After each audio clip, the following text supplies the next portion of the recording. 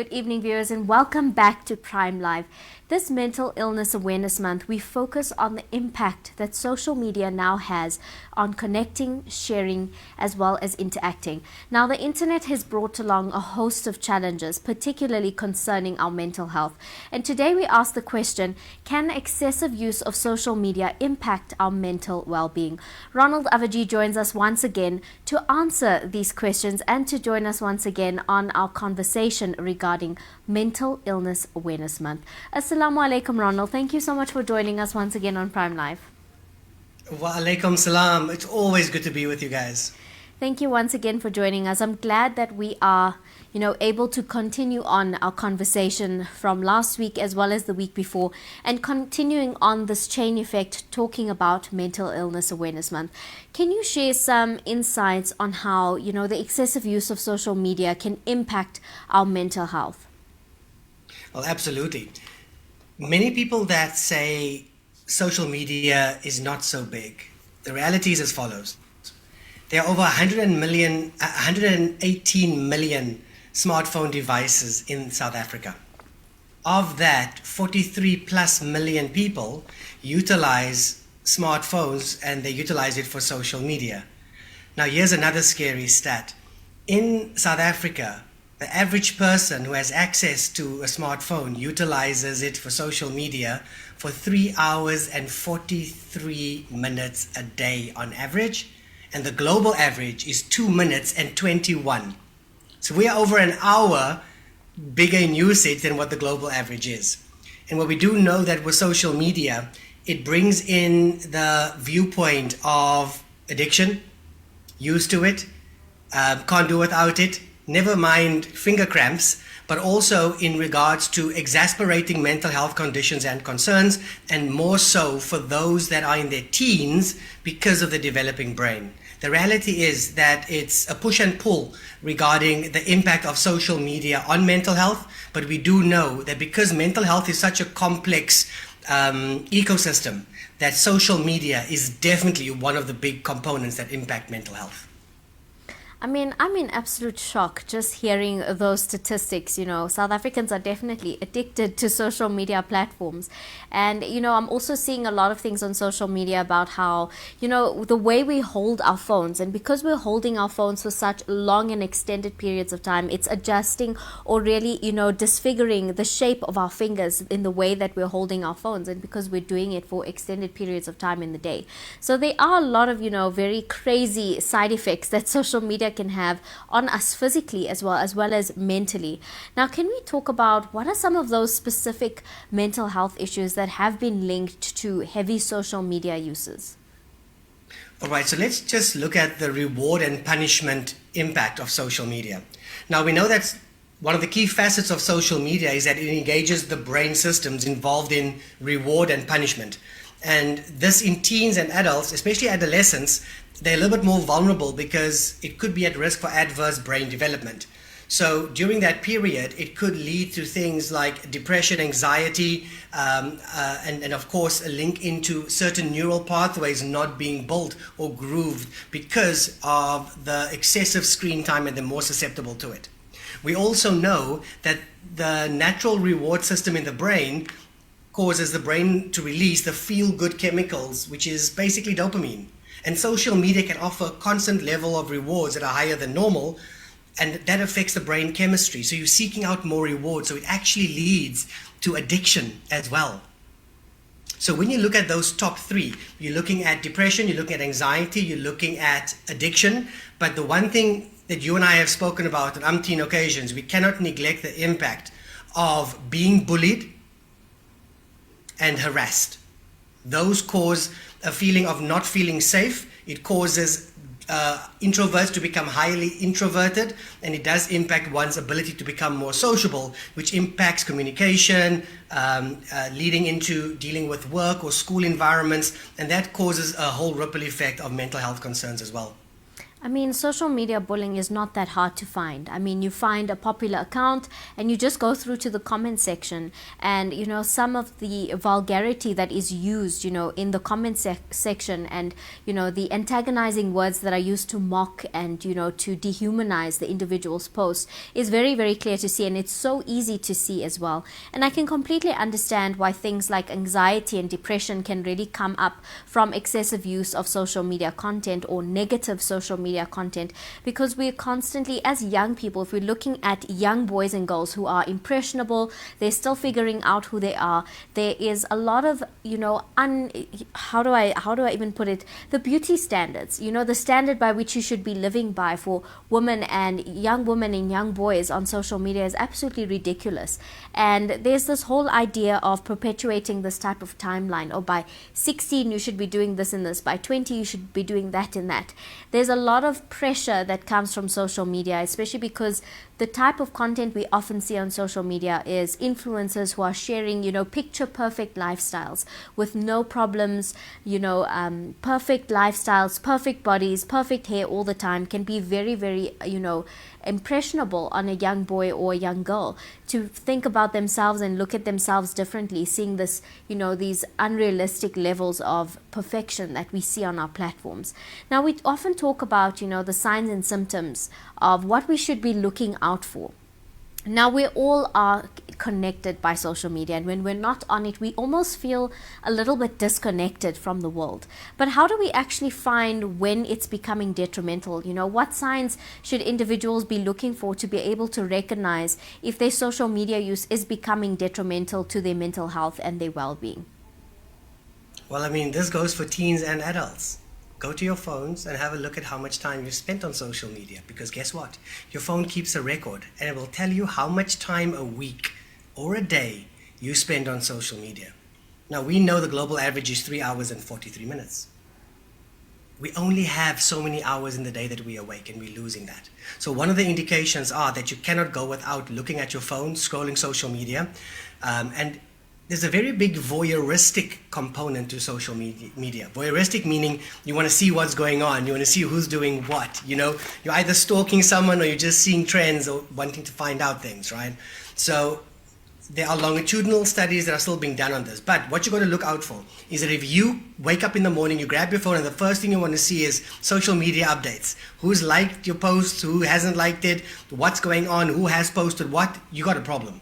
The second thing is, before you go to bed, you have that itch. You should have all lights off and phones off, but you have that itch that's pulling you towards your phone. You got a problem. If you're being at a social event, or you're engaging with people, even a meeting at school, at a dinner, a lunch, and all you can do is look at your phone. Yeah, I heard you talk. No, carry on talking. You have a problem. When social media begins to impact your life in that sense, you have a fundamental problem. But there's a bigger issue at play here.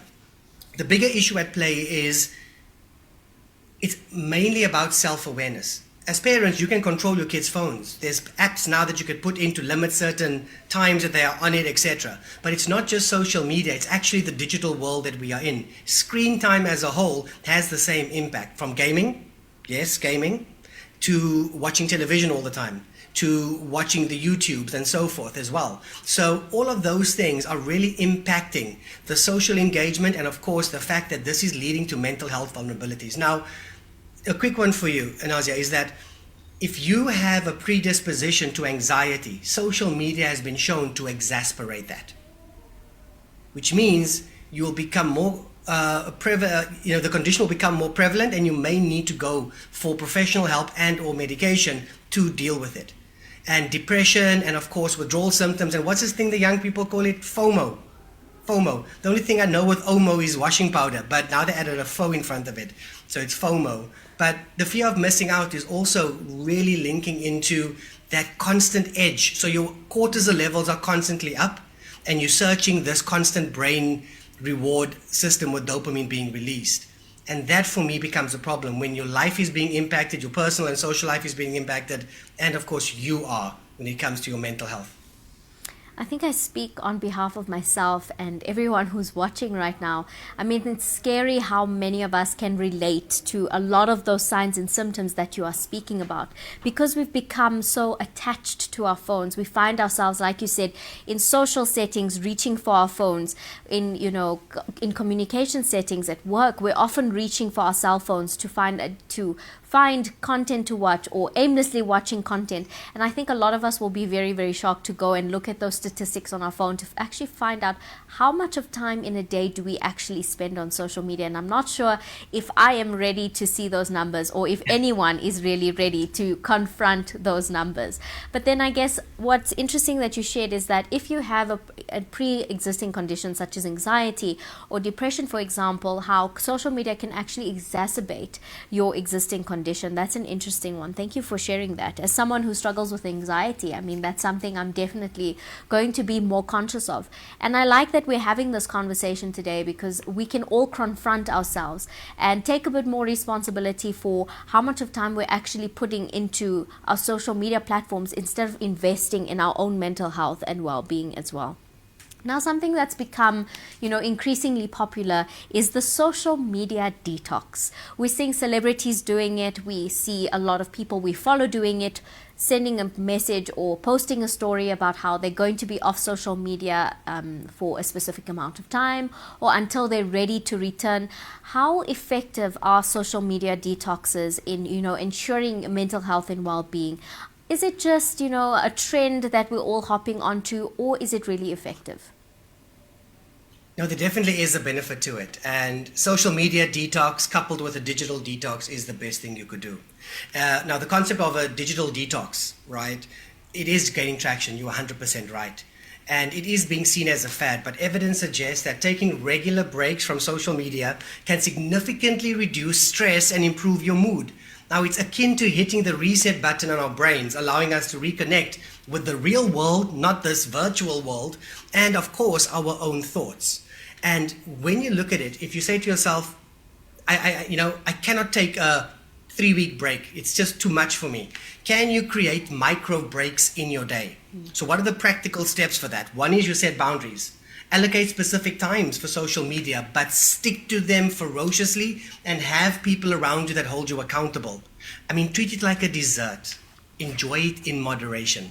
The second thing is curate your feed. Follow accounts that uplift and inspire you, and unfollow those that make you feel negative or stressed. Stop social platforms that are really promoting, anger, aggression, and hate. I mean, we all know that when the Ukrainian war happened, when, recently, a couple of months ago, when you looked at what's happening in Gaza, the images and the videos that were shown took us into states of emotional pain, emotional anger. Rage became prevalent, and that is what it does. But again, if you are following feeds that are promoting violence, promoting, trying this concoction for kids, with cough mixture and other drugs and those things, that's not good in any form or way.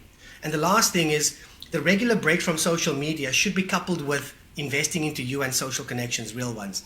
When you're playing a game of paddle, like dear old Sir Riff is addicted to, I actually wonder if he takes his phone on the court. I'm sure he does. I hope he doesn't.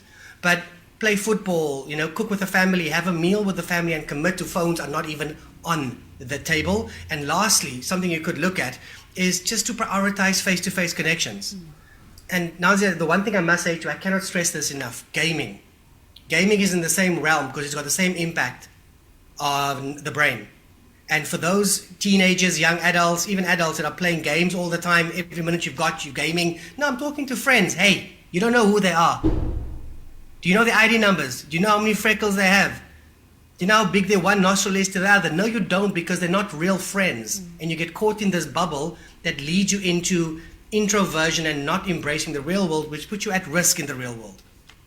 Now, that's very powerfully shared. And I think all of us are guilty of some of that at some point or the other, because the thing about social media platforms is they make us feel like we're in power, and they make us feel present, and they make us feel part of the world. But in fact, it actually detaches us and takes away a lot of our power. Like you said, takes away so much of time and investment that you could be investing into yourself or into your actual social relationships. And it's also taken away a lot of important social interactions and a lot of important social skills, especially for young people. But Ronald, thank you so much for joining us this evening, and allowing us to all confront that inner demon that is absolutely addicted to social media platforms, whether that's scrolling through TikTok or watching reels. I think all of us are guilty of overconsumption of social media platforms that is absolutely hindering our mental health and our well-being. And I think my commitment after our conversation this evening is absolutely to go and have a look at those statistics on my phone and be able to be brave enough to confront those numbers and take some responsibility and invest in myself. So thank you for joining us this evening, Ronald. Always a pleasure. Viewers at home, that was Ronald Avaji talking about the detrimental effects that social media can have on your mental health and well-being. So what I've learned this evening is that anxiety and depression, if you have an existing condition like this, social media can absolutely exacerbate those issues.